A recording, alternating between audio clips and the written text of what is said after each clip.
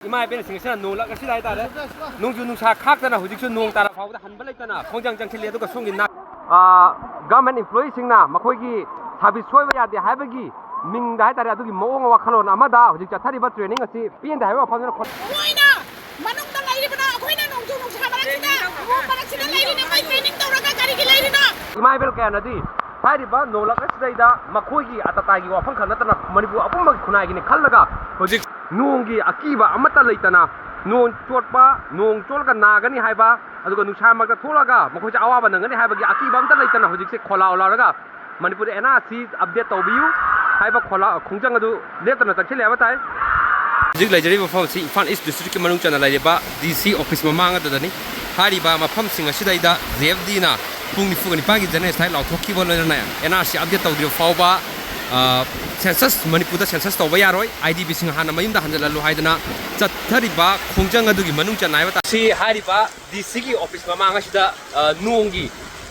nong tare haibagi hoi kanta akiba leitana hai tare hujisi imai ben masing yamlaba imai ben sina DC office mamanga sida imai ben kana sadin tubaga makata na dama khongjang changcheli adu panba yaribadi hari JFD ki makai dagi amadi imai ben kana NRC update tawdriba fawbada amadi hariba akhoi census tawba yaroi IDP chana settlement tawdam haina khongjang changchin ba leiwa taragasu Manipur Leingakki exploration call tawbani haiba fawba yaure haire aduna adugumba wafam thamlaga hojikse hariba tongata mafam kharada training chatai haibagi pawdi lairi adubu imai bel kayana di hariba nonglakta sidaida makhoigi atatagi wafam khanatana Manipur apumma khunai gi khallaga hojik nongi akiba amata leitana nong chotpa nong cholga nagani haiba aduga nushamagda tholaga mokhoja awaba nangani haibagi akiba amta leitana hojikse khola olaraga Manipur NRC update tawbiu haiba khola khongjang adu leptana chakchile abatai ana hariba mafam singa sidaida imai bel singna awaba khang lagai tare madudaida akiba amata yaudana makhata na khongjang jangkhili aduga sige hek nakanda lairiba sina Deputy Commissioner Imphal East ki office tani adubu masdaida khoigi tunga ama deba kramagi dress selaga training chathari haidana khongjalo singa sina phongdokpa aduga mio singa si tanghandarbagi khongthang phawba laibni aduna khenariba si amana nugunu sa khaktana awaba amta khaktana hujik si hariba mafam singa sidaida khongjang changkheli aduga khara amana muk aigi service na hena lui haidana khoina manungda lairibana khoina nongju nungsa barakida lairina mai training tawraga karigi lairina ngasi lima pebe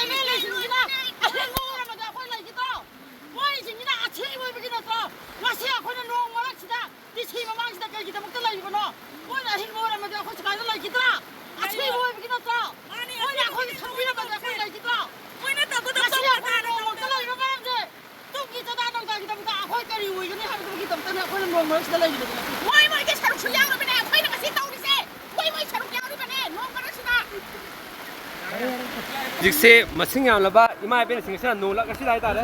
nongju nungsa khaktana hujiksu nong tara phawda hanba leitana khongjang jangkhili aduga songin na government employee singna makhoigi service soiba yade haibagi mingda hai tare adugi mawong wakhalon amada hujik chathariba training asi pien da haiba phawna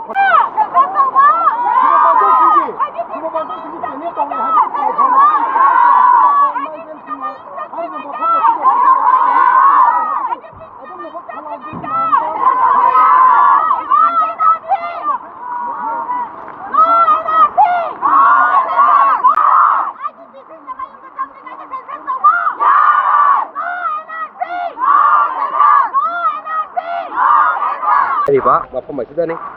training chathariba sina hariba khongjang aduda thokpadagi